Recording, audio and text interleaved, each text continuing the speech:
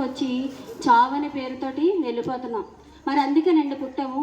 ఒక కోడి చూడండి, అది మనం పెంచుకున్న తర్వాత అది మనకు ఉపయోగపడుతుందని పెంచుకుంటాం. ఆ కోడి మన ఇంటికాడ పెంచిన తర్వాత మేత పెట్టి అన్నీ చేసిన తర్వాత అది గుడ్లు వేరే ఇంటికాడ పెట్టిందంటే ఏడ్ చేస్తామండి.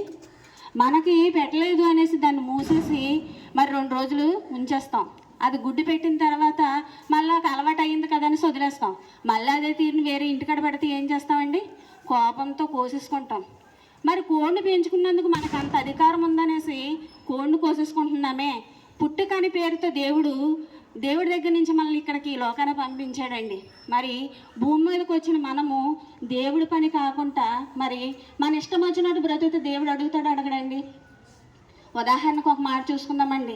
మరి మన పిల్లల్ని కొట్టుకు పంపిస్తూ ఉంటాం. ఒక 100 రూపాయలు ఇచ్చి సరుకులు తెమ్మంటాం. తెచ్చిన తర్వాత ఆ మిగిలిన డబ్బులు అనేసి లెక్కలు అడుగుతాం. మరి లేదు అయిపోయి అమ్మంటే ఏం చేస్తావు అనేసి తిరిగి లెక్క అడుగుతాం. పిల్లవాడినే మరి 100 రూపాయల కోసం నువ్వు లెక్క అడిగితే దేవుడు సమస్తాన్ని మనకి ఇచ్చాడండి. ఒక గాలిని, నీరును, మరి అలాగే ప్రతిదీ కూడా ఒక సూర్యుడిని ఇచ్చాడు. అన్నీ అనుభవిస్తున్నాం. మనకి ఇష్టం వచ్చినట్టు బ్రతుకుతే దేవుడు అడగడంటారా? ఒక్కసారి ఆలోచించండి. మనిషికే మరి పిల్లల మీద అంత హక్కు ఉంది, మనం పెంచుకుంటున్న జంతువుల మీద హక్కు ఉంటుంది అన్నప్పుడు మరి దేవుడికి హక్కు లేదంటారా?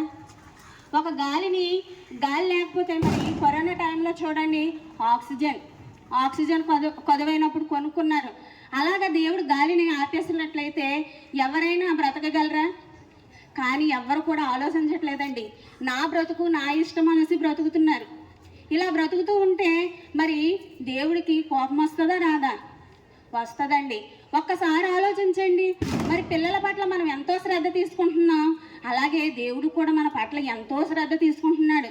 తల్లి గర్భంలో మొదలుకొని ప్రతి విషయంలో కూడా మనల్ని కాపాడుతూనే ఉన్నాడు. తల్లి నిద్రలో పడుకుండిపోయినా, గర్భవతిగా ఉన్నప్పుడు తల్లి ఎటుపక్క పడుకుండిపోయినా